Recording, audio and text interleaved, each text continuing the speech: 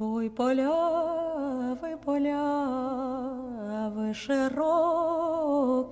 1932 to 1933, Joseph Stalin, the dictator of the Soviet Union, starved to death millions of Ukrainians in the genocide famine known today as the Holodomor. It was kept hidden from the world. This is how Stalin got away with one of history's best-kept secrets.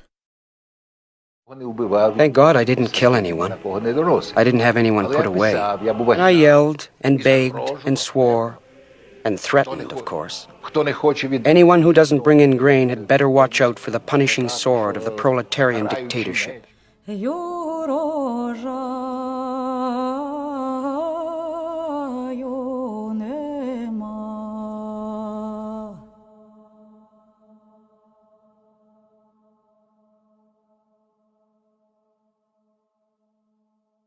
Why is it to this day that most people have not heard of the Holodomor? The Holodomor was one of the largest genocides of the 20th century. I think it takes on special significance because it was so long not recognized and was certainly denied by the Soviet government.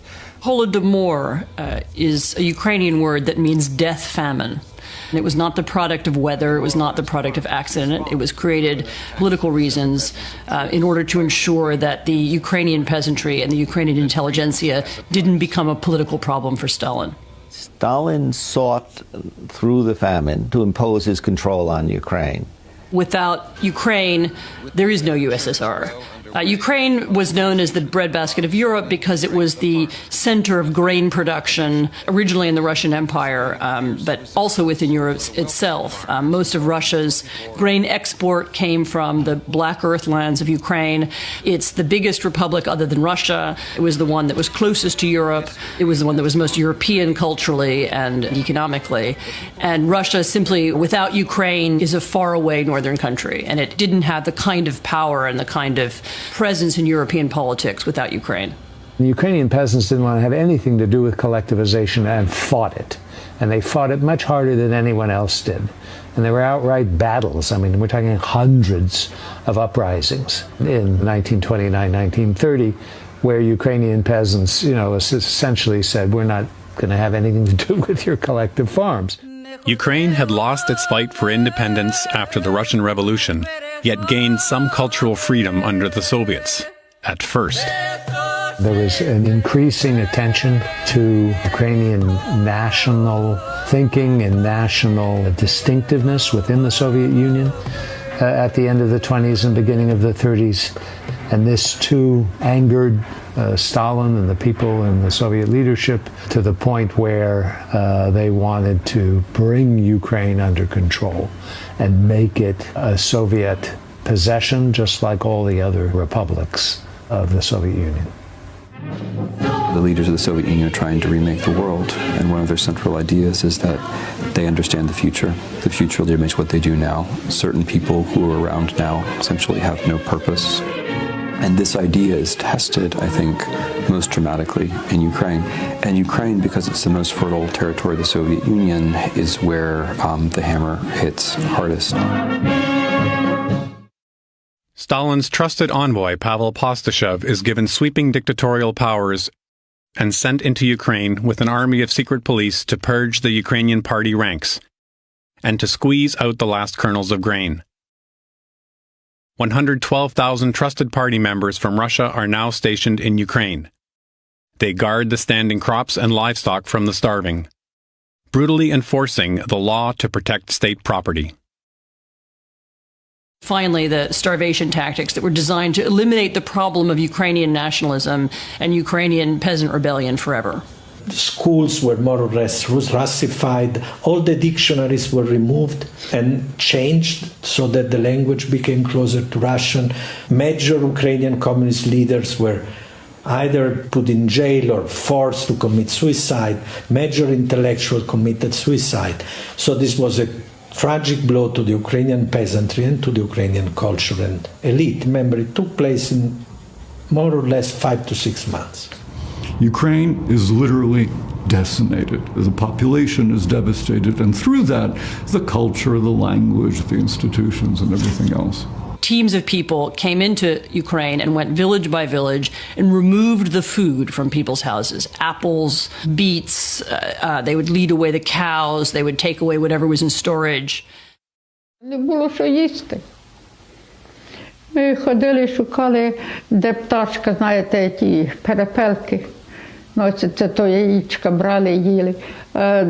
А як іде, що ще вже і є перепеленята, але що вони не ростуть, і то так їла. А так, як ішов, на дорозі впав. А люди так падали, як муха. Ще людина дихала. Вони забирали, каже, бо ми не приїдемо завтра забирати. They passed passport laws that forbade Ukrainians to go, peasantry to go into the cities, and eventually they blocked the entire republic, so people couldn't leave. The Soviet secret police seal off Ukraine's borders. No one can get out or bring food in. A nation the size of France is strangled by hunger.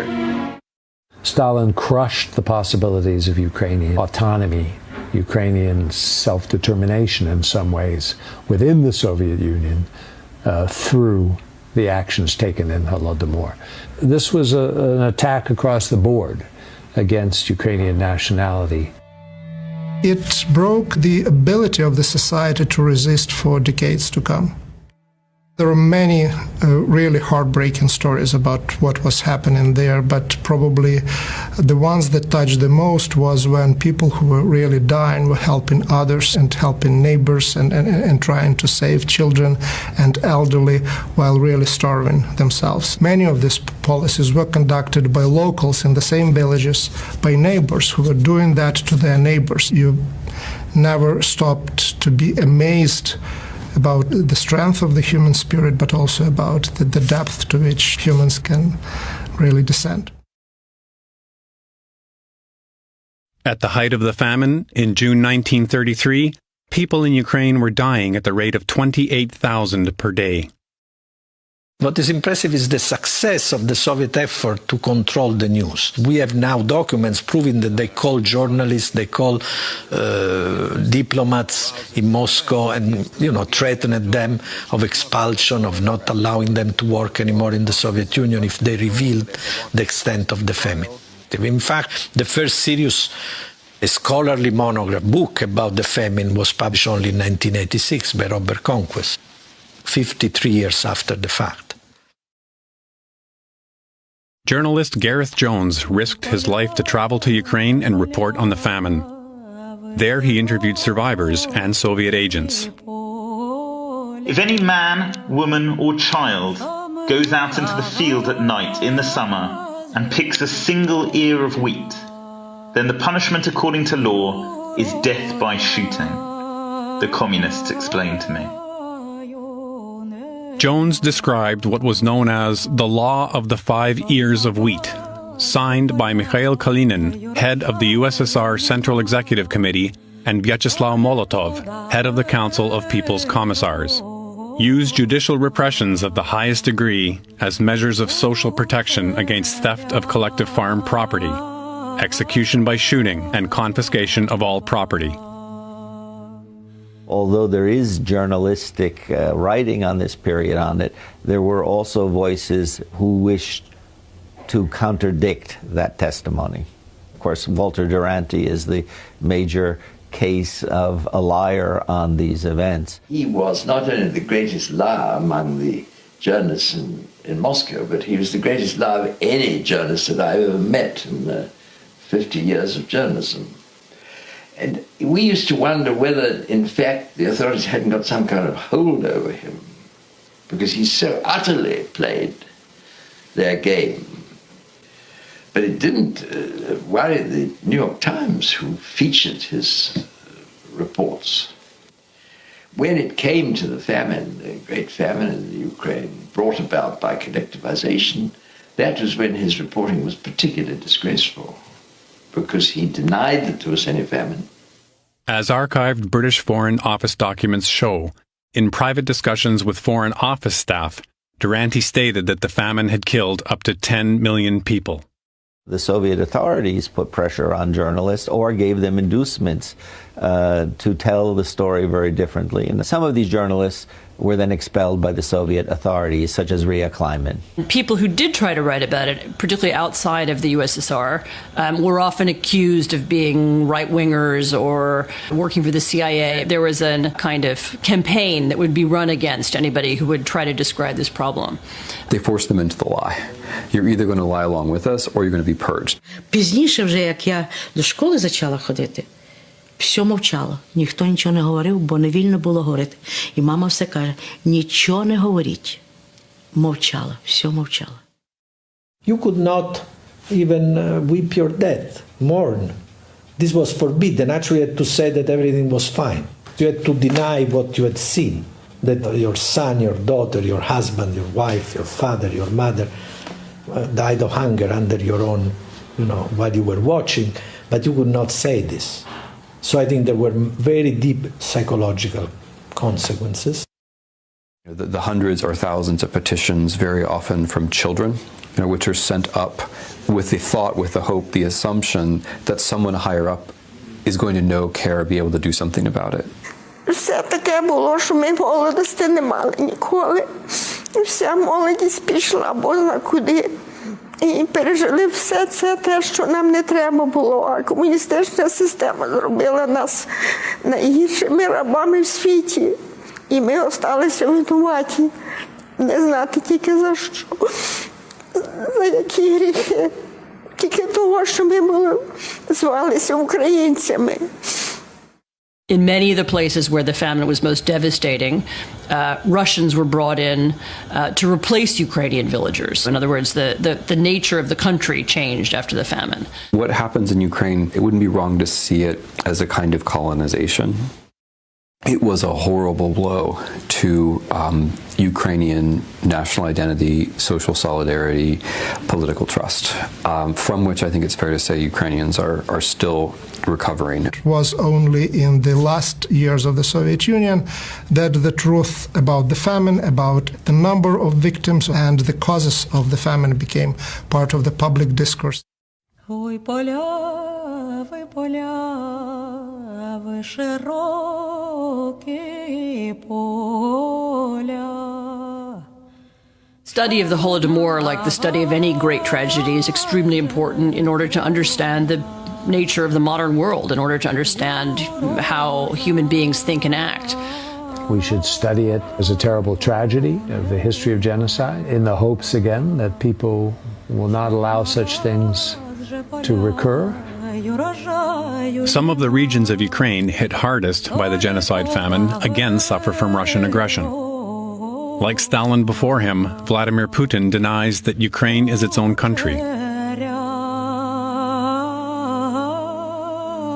Stalin really didn't believe that Ukrainians had their own nation and nationality. What Putin's goals are in Ukraine, what he wants to accomplish. Some people think he simply wants to destabilize Ukraine. Some people think he wants more territory.